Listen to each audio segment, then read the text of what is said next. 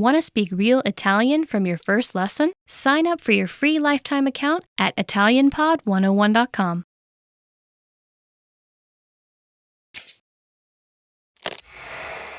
Hi everybody, Marika here. Welcome to Ask a Teacher, where I'll answer some of your most common Italian questions. The question for this lesson is, can I also make profession names feminine? Italian nouns have a gender. This means some are masculine and some are feminine.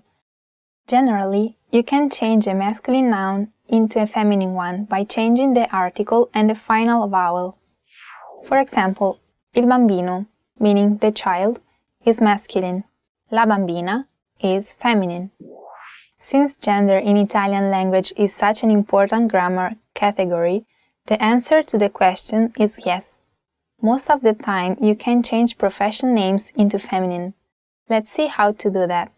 Profession ending in aio and iere, change the ending to aia and iera. For example, fornaio, fornaia, baker, cameriere, cameriera, waiter, waitress. Professions ending in tore, change the ending to trice. Attore, attrice, actor, actress. Profession ending in ista, only change the article to specify the gender. Lo stilista, la stilista, the stylist.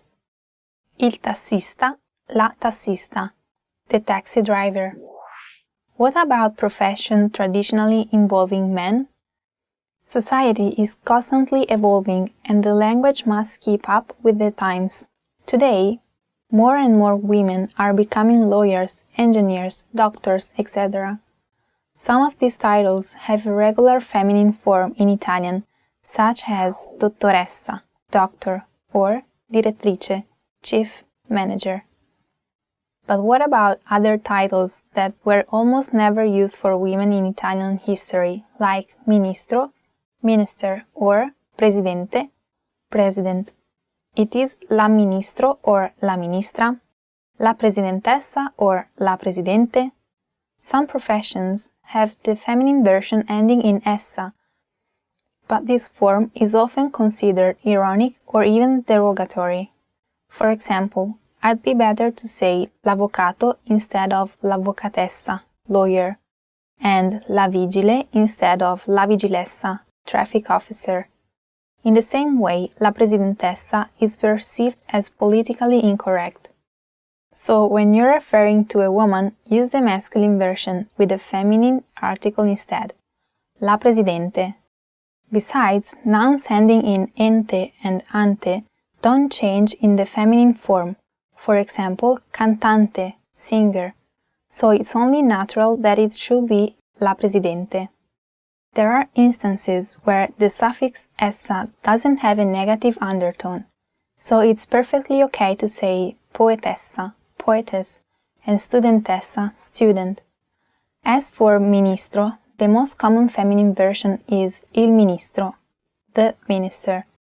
However, lately many people have argued that ignoring the gender of the woman who holds the title is politically incorrect as well. So you may also hear to read la ministro. But this form is also incorrect. Masculine nouns change to feminine by changing the final o to a. Nobody would say la maestro instead of la maestra, the teacher. So the best way to call a female minister is actually la ministra. Professions that borrow English words only change the article. Il manager, la manager. Il designer, la designer. Il leader, la leader. One final thing. In colloquial Italian, when referring to a woman by her family name, it's common to add the feminine article la, the. For example, la Rossi. Although this is something very common, it's politically incorrect because it highlights the gender of the person you're referring to only when the person is feminine. It's as if in English, when referring to a woman instead of just using her family name, like Smith, you said Smith, the woman. Pretty interesting, right? If you have any more questions, please leave a comments below. A presto! See you soon!